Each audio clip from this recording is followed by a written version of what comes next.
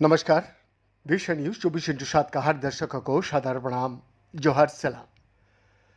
दर्शक, पश्चिम एशिया एक बार फिर दुनिया की सबसे बड़ी जंग का मैदान बना हुआ है, लेकिन इस बार तस्वीर पहले जैसी नहीं है।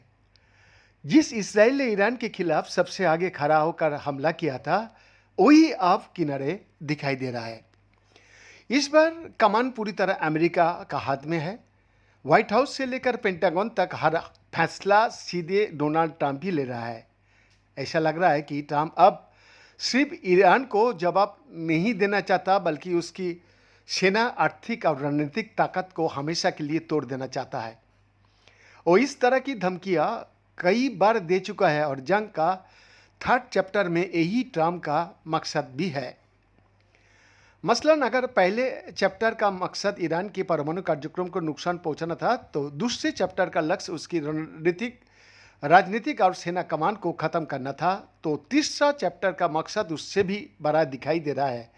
अब लड़ाई किसी एक शहर, किसी एक परमाणु केंद्र या किसी एक नेता तक सीमित नहीं रह गया। अब जंग इस जगह पर पहुंच गया है जहां से दुनिया की ऊर्जा अर्थव्यवस्था चलती है। हार्मुज स्ट्रेट, जी हाँ, हार्मुज स्ट्रेट। ये ताज़ा जंग, या कहा जाए कि जंग का 3rd चैप्टर अब इसी का कंट्रोल को लेकर है। दर्शक, इस कहानी का शुरुआत जून 2025 से होती है। उस समय इसराइल ने अचानक ईरान की परमाणु और सेना ठिकानों पर बड़े पैमाने पर हमला कर दिया था। नतांज, फोर्डो और इस्फहान जैसे परमाणु केंद्र निशाने पर थे। इसराइल का दावा था कि अगर अभी कार्रवाई नहीं किया गया तो ईरान बहुत जल्द परमाणु हथियार बनाने की क्षमता हासिल कर लेगा।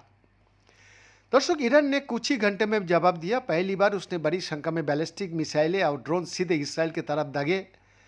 ईरान ने तेल अवीव और जेरूसलम तक इसराइल के कई शहरों में भारी तबाही मचाई। पूरी पश्चिम एशिया में बड़ी जंग की कवायद शुरू हो गया था। लेकिन असली मोड़ तब आया जब अमेरिका ने सीधे मैदान में उतरने का फैसला लिया।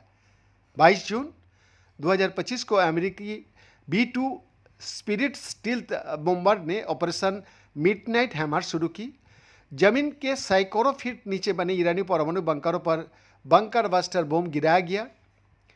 इन्हें दुनिया के सबसे ताकतवर बमों में गिना जाता है। अमेरिका ने पहली बार इसका इस्तेमाल किसी जंग में किया था। करीब 12 दिनों तक मिसाइलें, ड्रोन और हवाई हमले चलते रहे। आखिरकार 24 जून को दोनों पक्ष युद्ध विराम पर राजी हुए, लेकिन यह सिर्फ एक विराम था, जंग का अंत नहीं था। यहाँ से अमेरिका, इजराइल ने अपनी रणनीति बदली।